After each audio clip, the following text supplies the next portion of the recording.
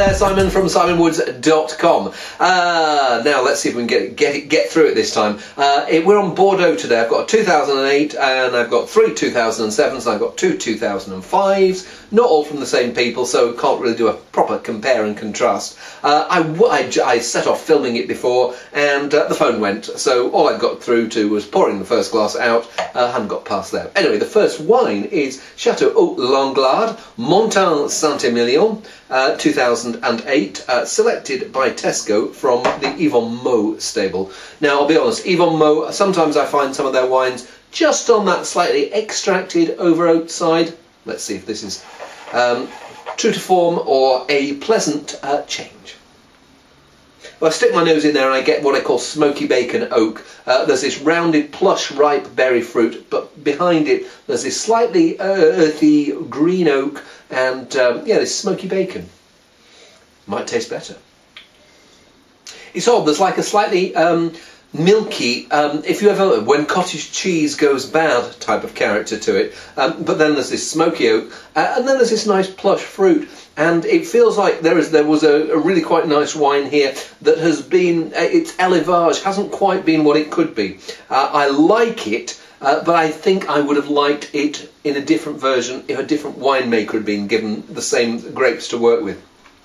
So in its favour, it's got this slightly baked berry, blackcurrant character against it. Yeah, this ever so slightly cheesy, smoky bacon over the top oak, which maybe has a touch of greenness about it.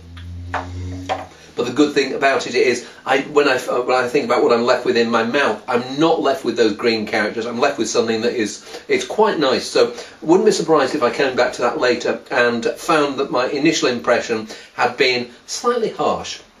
Already growing on me.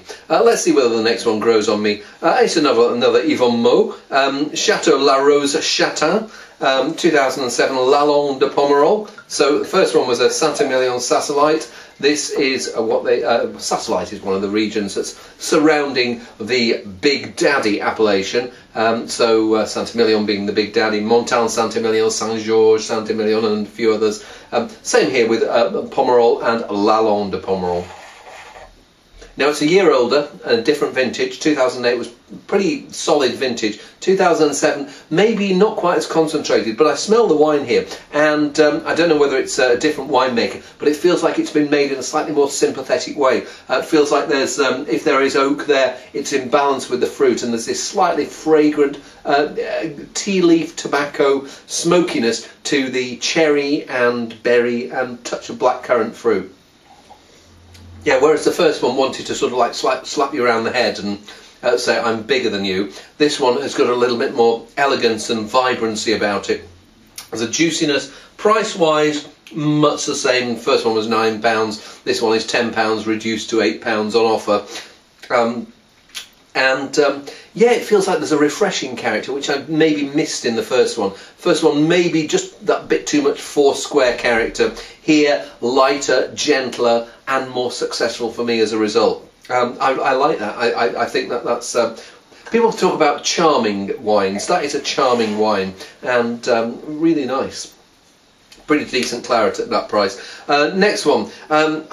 I've got a Margaux and a Saint-Estèphe. This is the more expensive one. The Saint-Estèphe is probably going to be the chunkier one, but I don't know because I've not tasted them. Let's give it a whirl. Chateau Tayack. Tayack, 2007 again. Now, this smells a lot more... fuller-bodied is the wrong word. It smells like there's more substance there. It smells like there's both more fragrance and more fruit, more gravitas, but there's also more of this earthy, gravelly terroir character coming through.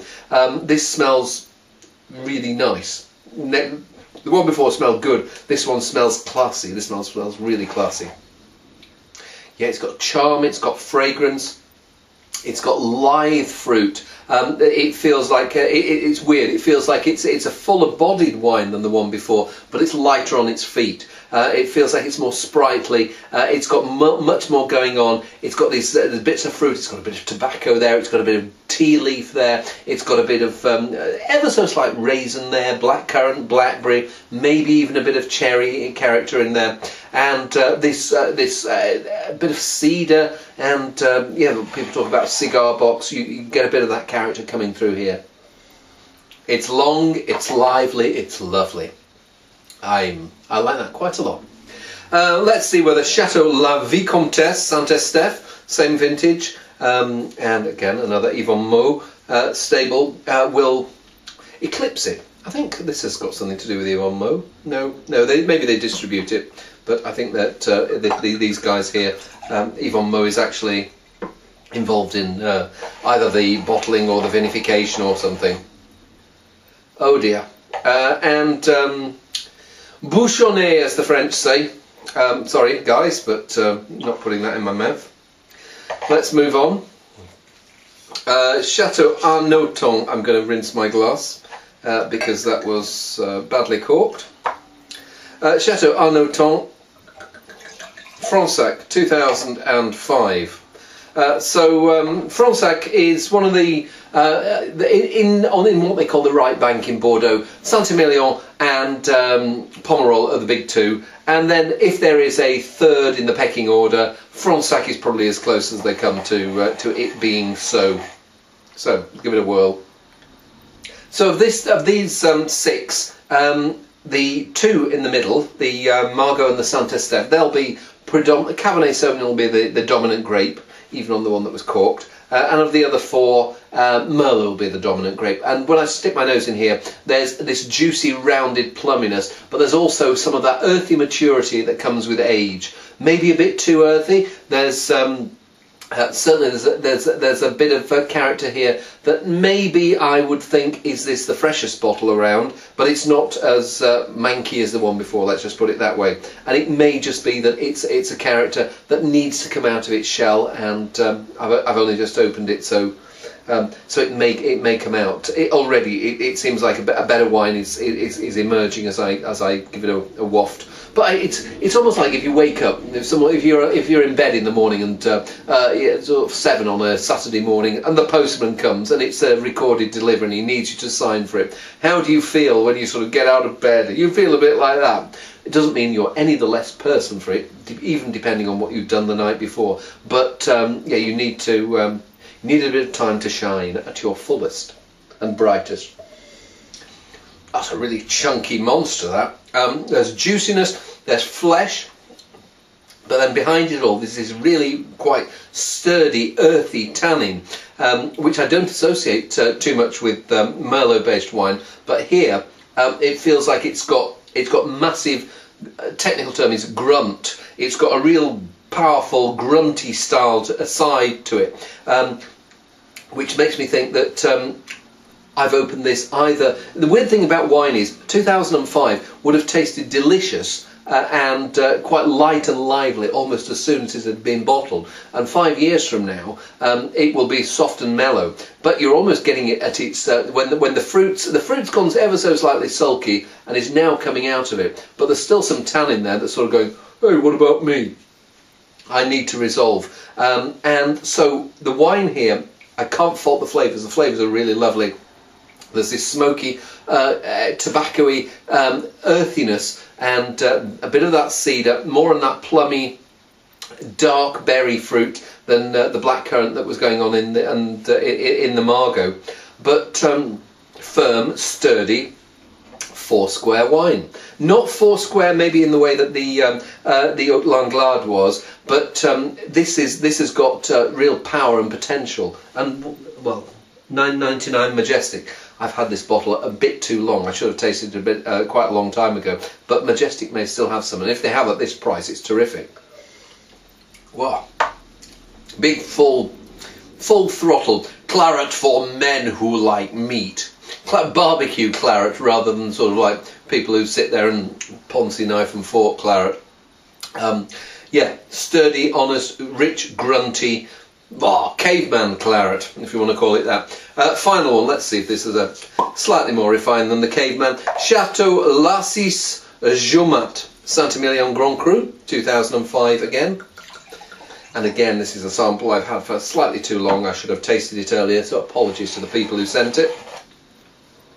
and this is different. This is weird. This is softer, more polished, more new oak here, less tannin. It feels like there's sweeter, gentler fruit to it, and yeah, completely different beast. Same vintage, nice maturity, but different. Yeah, the new oak is one of the things that really stands out there at the moment. It feels that it's still providing the framework, and the wine inside is still bouncing around trying to work out what it wants to do.